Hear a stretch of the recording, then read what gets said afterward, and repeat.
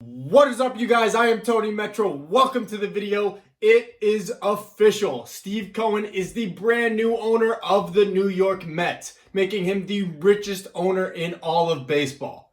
In this video, I'm going to give you the top 5 things that Steve Cohen should be doing for the Mets here in his first offseason.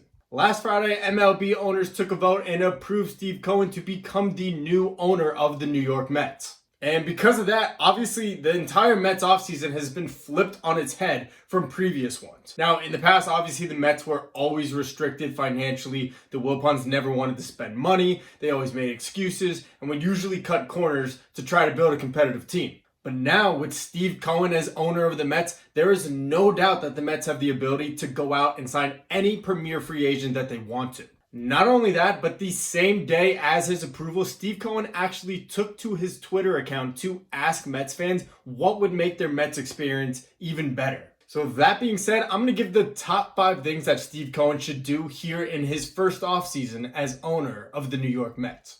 Number 1, sign catcher JT Realmuto. Now look, we know there's no catcher as talented as JT Realmuto in all of baseball. Obviously, the Phillies traded Jorge Alfaro and Sixto Sanchez to the Marlins for JT Realmuto a few years ago. But the last couple of months, there's been a lot of rumors that the Phillies are not going to be able to spend the money to re-sign Realmuto as they had originally planned to. Now, this is where the Mets can come in.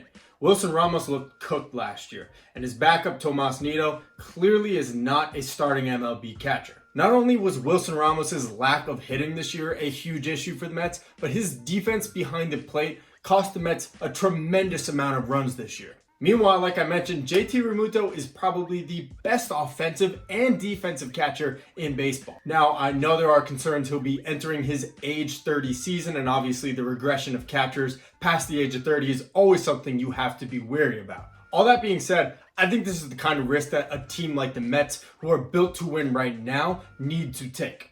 JT Realmuto would be able to come in, command the pitching staff, control the running game, as well as give them a huge upgrade at the plate as well. Based on all the rumors, it sounds like Realmuto may get up to $125 million.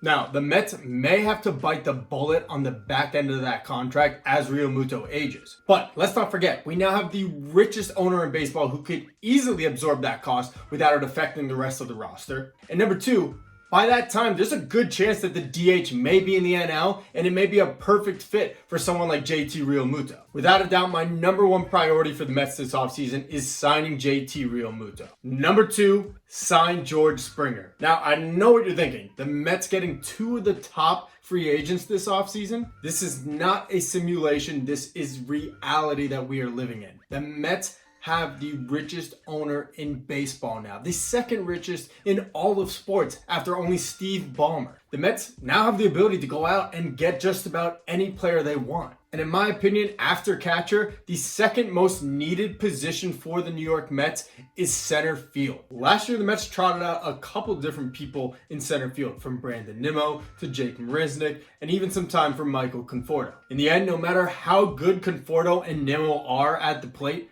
their defense is going to cost the team runs in center field. George Springer, the 2017 World Series MVP, is also a 3-time All-Star and a 2-time Silver Slugger. Over his career, George Springer has a 162-game average slash line of .270 average, .361 on base percentage, and .491 slugging. Springer also averages 35 home runs and 28 doubles over that time frame as well. Now, yes, I know there are some concerns about how long Springer can last in center field defensively. After all, Springer is entering his age 31 season. That being said, in 2019, Springer was worth plus 16 defensive runs in center field. Overall, the value on Springer right now is just too good for me to pass up. I would definitely make this a priority, and I would definitely go even to a 6th year on a contract in order to get George Springer right now.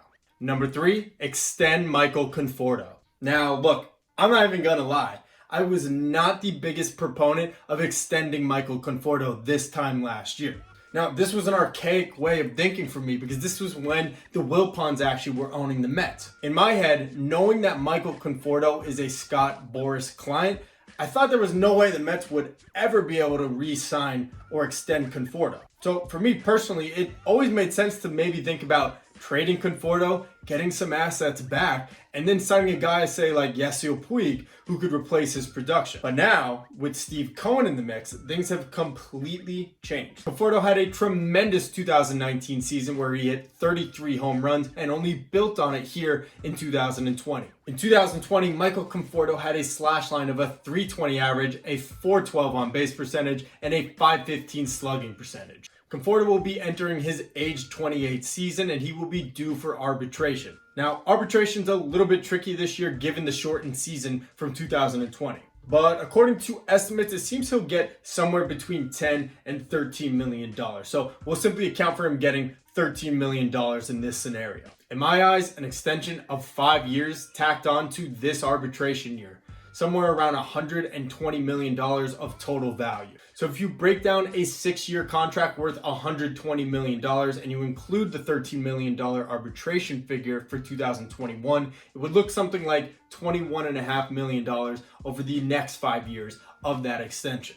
Number 4, signed starting pitcher James Paxton. Now, this one is definitely coming out of left field. Everything I have read and heard about the Mets offseason has no connection to James Paxton. Paxton most recently was pitching with the Yankees and he is coming off an injury-riddled 2020 season in which he only made a few starts for the team.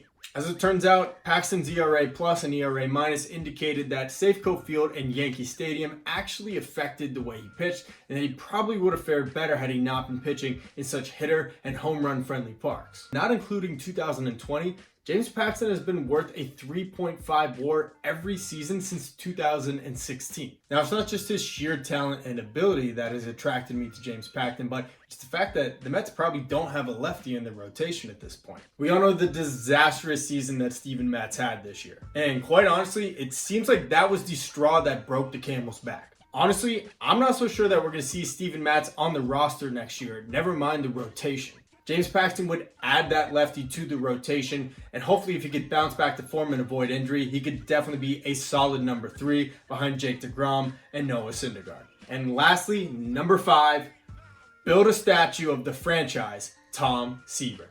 In 2020, Major League Baseball has lost a list of legendary players, including the greatest Met of all time, Tom Seaver. Tom Seaver passed away before he was ever properly honored at Citi Field with a statue. The Wilpons discussed the idea and promised to build one for him for a number of years, however, it never came to fruition. If there is one thing that Steve Cohen can do to show his true mettle as a New York Mets fan, it would be to honor Tom Seaver with a statue at Citi Field. Just getting that done right there will already be more than the Wilpons have done for the Mets in many, many years. So those are the 5 things that I think Steve Cohen should do for the Mets here in his first offseason. So I want to hear from you guys. Which of these ideas do you think are good? Which of them don't you like so much? And lastly, where should the Tom Seaver statue go at Citi Field?